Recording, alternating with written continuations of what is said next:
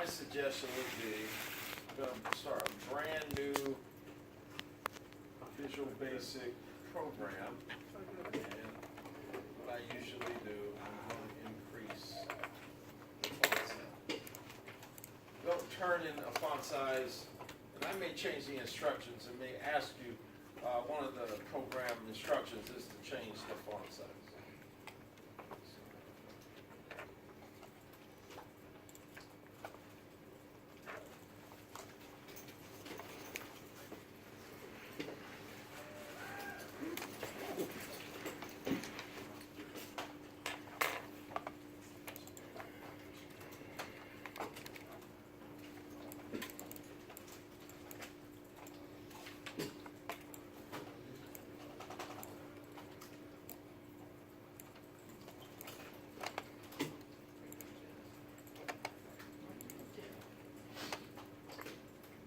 So now, once I've chosen the font size, any control that I put on the form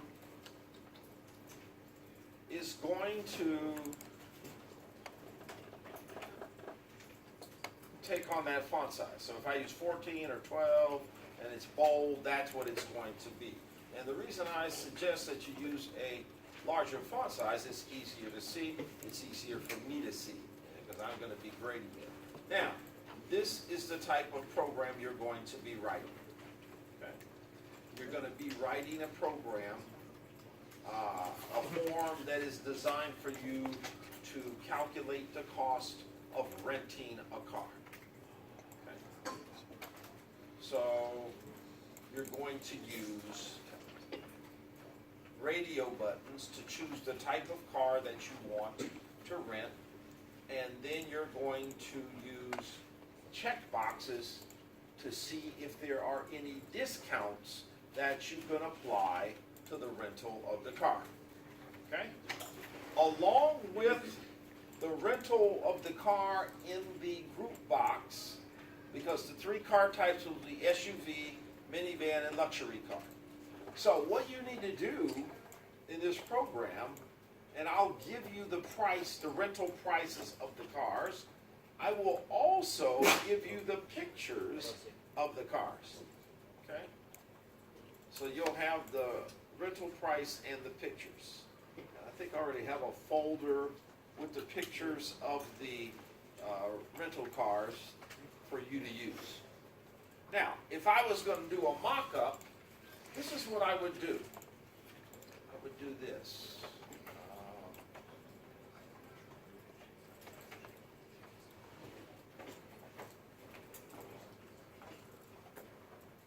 Actually, I would probably put these in the group box with the radio buttons.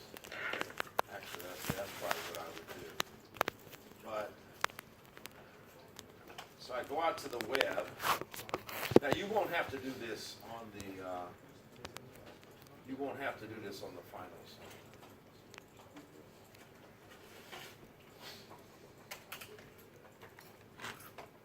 And get some images of a luxury car.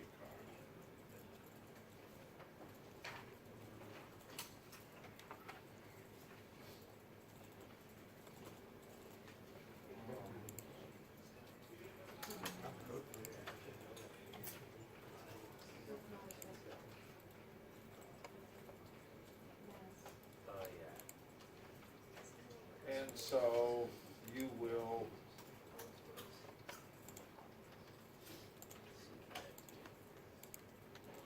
back to Visual Studio, and you got to know how to use the image. How I get that image in my program? It's on the desktop now. Okay, there it is.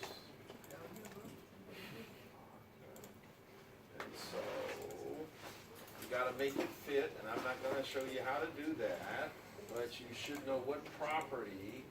Say, okay, auto size it, and there it is. Okay, so I got two other picture boxes that I probably need to use, and I'm going to import 3 different pictures. There's the first one.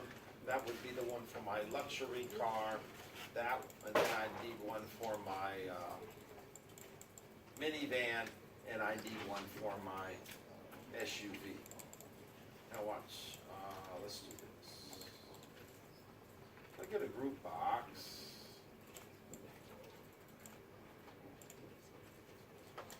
I can put my picture in the group box, okay? And also add the radio button, okay? And I would do something like this.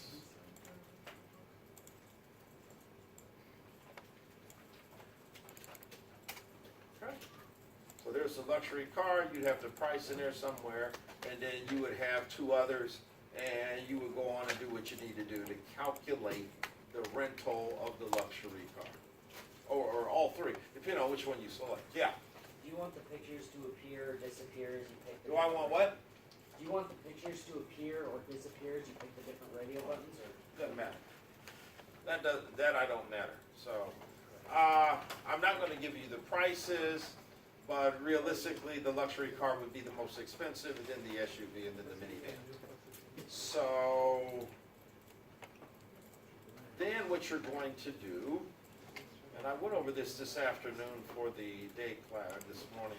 I need another group box, and in this group box, I'm going to have check boxes.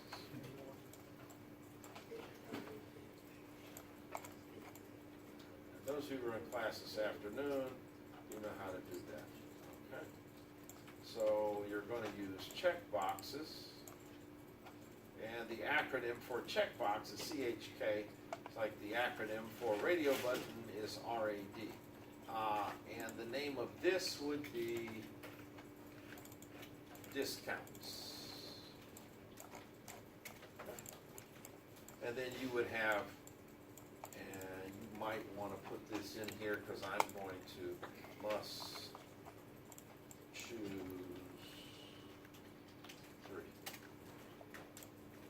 Okay, you gotta choose three of them. And then basically on the discounts, you would apply a percentage to them. Okay, like you might have a discount for being a AAA member, okay, and it might be 5%. Or you might get a discount because you are a good driver. Okay, and then you might get a discount because you are a state worker. So, and then you just choose the discount that is applicable, and you will assign a percentage, or I will tell you what percentage to assign to the discounts. I don't have that in here now, but I'll put it in the instructions. So you're going to put a percentage discount. So maybe the AAA discount, right now I got it at 5%. No, the AAA discount's 10%. Then I have a discount for the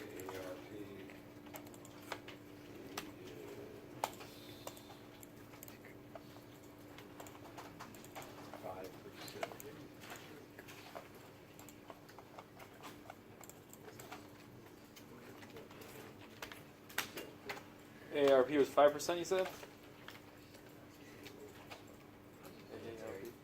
So basically, you've got a list of discounts. You got to choose three of them.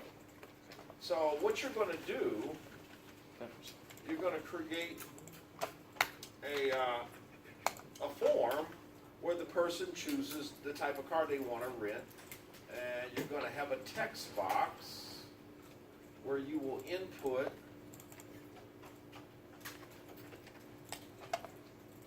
the number of days of the rental.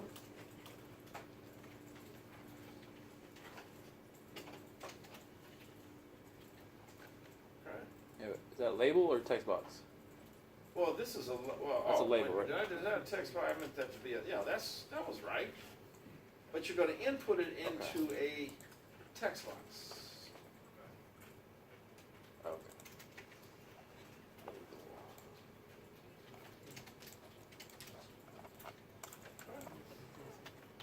So you're gonna input number of days, and I forgot what I said, what's the maximum number, or the minimum number of days. I think the minimum rental was 3 days, okay? All right. And then there's some other information that's gonna be on there. And so you calculate the cost of the automobile rental. Okay. I think there's some other things you can do, such as insurance coverage, if you decide to take the insurance coverage. There's a per day fee on that, and also the cost of refilling the tank. There's a cost on that as well.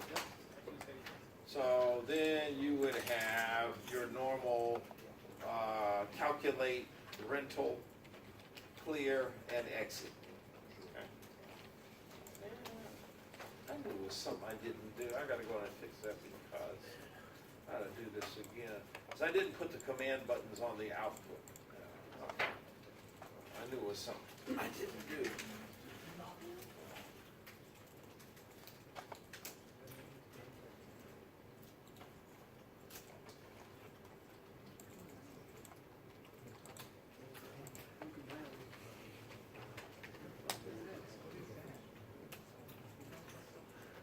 So, yeah, you'll have your calculate clear, and then I want to make sure that the clear button works. So when you clear, you'll clear all of the check boxes in all of the radio buttons, and including the text box and the output label.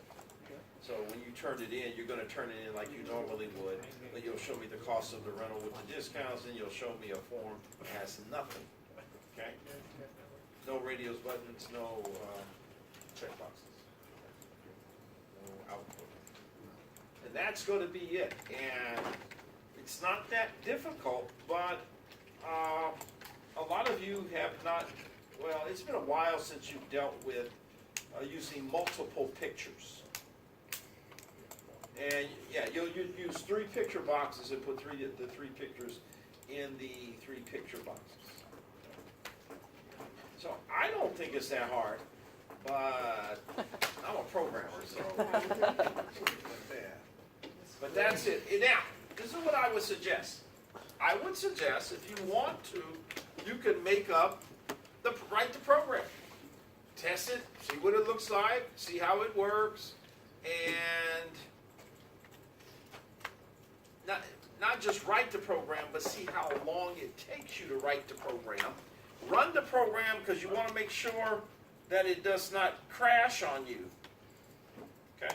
Because what are you going to do if the program crashes? So you got to know what to do if the program does crash. So now you cannot bring the digital program into the class, to the final. You could print out, if you can fit it on one page of paper, you could print out the program, the code, and everything else. But it has to, and then you can handwrite stuff on the paper, but only one page. That's all you're allowed to do is bring in one page. Okay. Can it be double-sided? Huh? Can it be double-sided? Yeah. So With just one page. Could you just So do you got a two- printer that two prints pages? double-sided? Yeah, it'll work. Okay. But one page. Just flip it over. Okay. Mr. Anderson, you say you're gonna have 3 radio buttons on the side right there. You're gonna have like a luxury, a mid-grade, Minivan and SUV, yeah. a miniman SUV. Uh-huh. You said? So what I'm telling you now is go get creative. Go create this. This is actually, most of the finals I've given like this, half the students get less than 50%. And I can't understand why. Because they didn't really learn how to program during the class. But there is nothing unreasonable, really difficult with this. Nothing at all. Nothing that you haven't done before. So actually you could probably, now, don't turn anything that says Form 1. So when I give you the output, make sure you change the name. Make sure you change the form file name because you're going to turn in this screen as well, right? Because you're going to turn it in like you're turning in a regular homework assignment. So I'm going to have this screen, I'm going to have the execution screen, and you're going to turn in the code, okay? And I'm going to look at the code and make sure it works. Because what I've had some people do is they would have an output label, and they would actually hard code. They would calculate it using a calculator, and then they would check the boxes, and then they would put that number into the output label. Okay, instead of actually, I said, when I saw the program, I said, this code is not going to work, and so they tried to trick me. So you're going to have an output label and say, hey, total final cost, total rental cost, you'll have that. Okay. Would you advise us to put like a no discount button as well, or checkbox, or just forget about that? What do you mean no discount? Like if there's no discount. No. you just click it. You wanna have charge them full to. price. You've got to have 3. Okay. All right? Got it. You can't do no discount. Okay. No, that doesn't work. You have to choose at least 3 of them. Okay. That's why I have them there. Yeah. Some you people can't have trouble trying to figure out how to code the discounts. Do they want to use constants? Do they want to make them variables? Or do they want to make the discounts numeric literals? I have how I would do it, but I'm not going to share that with you. But you should know enough now to know how to do those. Okay? Yeah, I know we've never done check boxes before, but they're just like radio buttons. You use the same property, dot checked. Okay? Except instead of RAD dot check or whatever it is, you'll use CHK. Okay? And that is the final. That's it, you guys.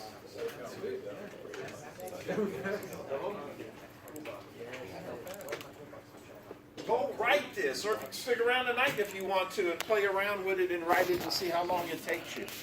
Okay?